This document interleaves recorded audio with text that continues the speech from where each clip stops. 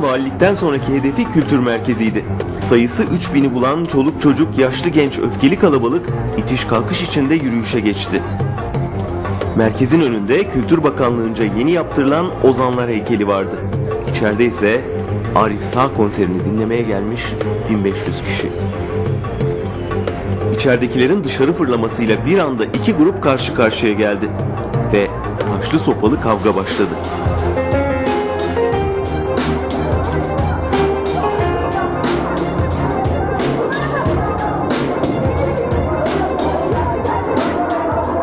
Polisin bu konuda şeyi oldu, yani bizzat olayı hazırlayan bir tutumu oldu, bunu gözlemledim. İsterlerse gerekli önlemi alabilirlerdi. Yeteri kadar önlem almadılar. Bilerek olayı hazırladılar. Ve bizzat standart saldırırken de önünü açtılar.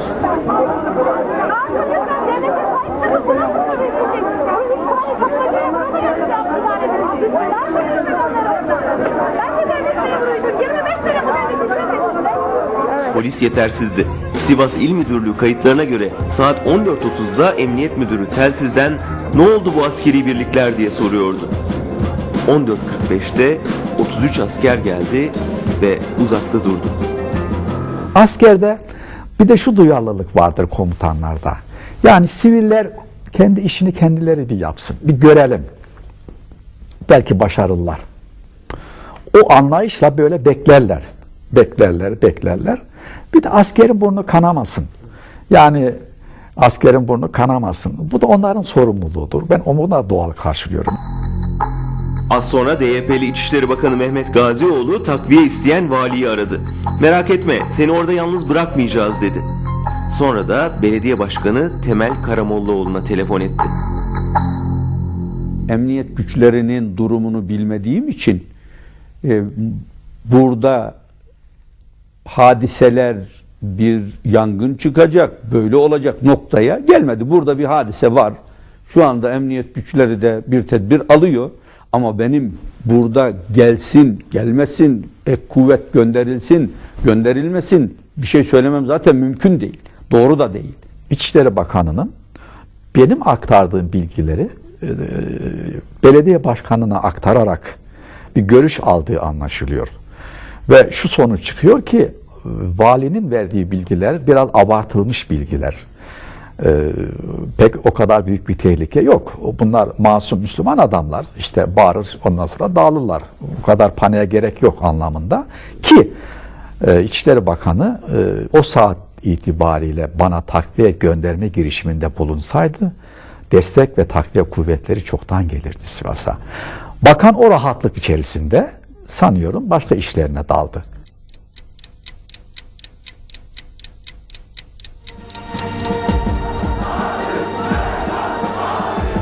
Beklenen kuvvet gelmeyince kalabalık Ozanlar anıtını taşlamaya başladı. Kültür merkezindekiler kapıları içeriden sürgülediler. Tehlike büyüyordu. Bunun üzerine belediye başkanı Temel Karamollaoğlu'nun göstericilerle konuşmasına karar verildi. Emniyet müdürüyle beraber vilayetten çıktık. Kültür merkezinin önüne gittik. Bir kalabalık var. Slogan atıyorlar. Ben orada kalabalığa, yani böyle bir toplantının, böyle bir gösterinin Sivas'a zarar verebileceğini bir belediye başkanı olarak bir tepki gösterdiyseniz de bitti, dağılın dedim. Ve genelde benim konuşmam etkili oldu. Bu konuşmanın ardından kalabalık dağılır gibi oldu. Telsizden haberi alan Vali Karabilgin bir nebze rahatladı. Fakat saat 16'da işler değişti. Olayların dönüm noktası o anda. O arada bir şeyler oldu. Bu dağılan ve iş yerlerine, evlerine giden grupları birileri çevirdi. Yani nereye gidiyorsunuz? Ve Madımak'a yönlendirdi. Valilik kayıtlarına göre saat 17.45'te Emniyet Müdürü valiyi arayıp Madımak Oteli önündeki kalabalığın 5000 kişiyi bulduğunu söyledi. Tugay'dan takviye kuvvet gönderin dedi. 5000 kişi karşısındaki toplam kolluk gücü 500 kişiydi. Ve Sivas'ta Cumhuriyet tarihinin en büyük kıyımlarından biri için fitil ateşlenmek üzereydi.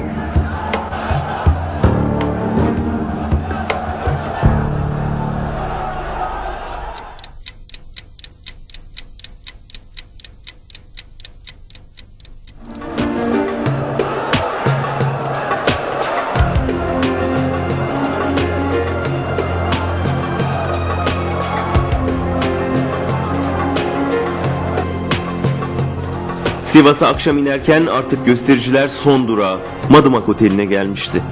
Bu arada sloganlar da değişmişti.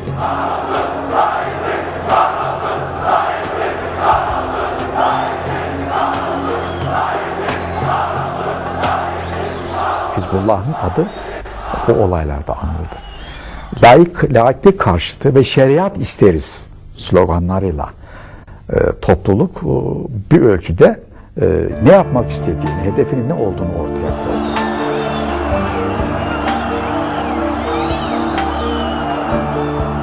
Şimdi hedefteki Aziz Nesin ve arkadaşları tam bir kuşatma altındaydı. Hemen yan binada gizlenmeye çalışan bir kamera olayı dakika dakika görüntülüyordu. Pencereden baktığımda inanılmaz kalabalığın sürekli arttığını, insanların, meydandaki insanların buraya doğru aktığını gördüm. Madımak Oteli'ni tam anlamıyla kuşattılar. İşin ilginci, bir gün öncesi o caddede bir kaldırım çalışması var. Ama kimse yok. Taşlar dökülmüş, kaldırım taşları olduğu gibi duruyor idi. İlk taşlar otelin o büyük camlarında patladı ve parçaladı. Çocuklar, gençler haykırarak, çığırarak kaçıştılar. Ve bizler kırılan camlardan, içeriye gelen taşlardan kendimizi koruyabilmek için sadece otelin merdiven boşluğunda bir üzüm salkımı gibi yoğunlaştık. Bir ara otelin karşısındaki binada binanın pencerelerinin açıldığını, oradan insanların çıktığını, kiremitleri alıp attığını gördük. Kapı kapatıldı. İçerideki lambalar, yani merdiven boşluğundaki lambalar da biz sanki hapsolduk. Dünya ile ilişkimiz kesildi. Dış dünya ile tek ilişki aracı telefondu artık.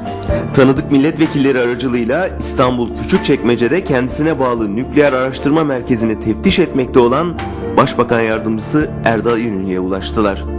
Ve Aziz Nesin İnönü ile görüştü. Ahize'yi kaldırdı, tuttu. Erdal Bey dedi, sanırım dışarıdaki sloganları ve camlarda patlayan taş sesleri size kadar ulaşıyor olmalı. Durumumuz kötü. Durum vahim. Lütfen gerekli tedbir alın.